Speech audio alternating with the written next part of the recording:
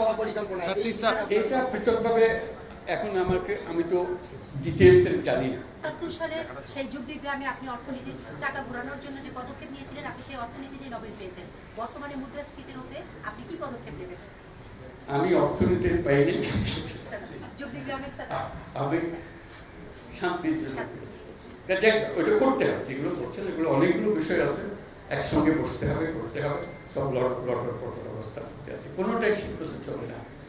কাজে ওইটাকে ঠিক করা এবং সবাইকে সমর্থন দিতে হবে।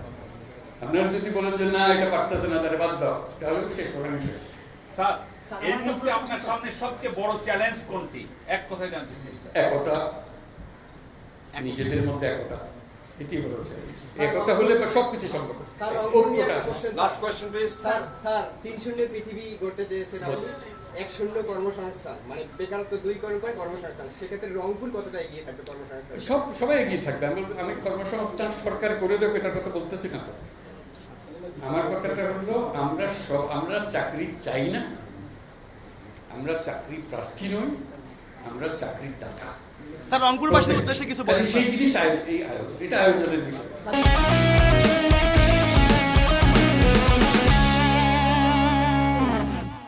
প্রত্যেকের মধ্যে শক্তি আছে, একজন পারে। এটা পৃথকভাবে এখন আমি তো ডিটেইলস জানি না। রংপুরে যখন আসতাম তখন অনেক কথা জানতাম, বহুবার এসেছি, বহুবার গেছি। কাজে এখন আবার নতুন ভাবে দেখতে হবে কোনটার কি অবস্থা। সবকিছু সম্ভব। যন্ত্র যেটা আমরা নিজেদের জন্য তৈরি করেছি, এটা পচে গেছে বলে কিছু হচ্ছে, যন্ত্র যদি ঠিক মতো সব কিছু সমাধান আছে।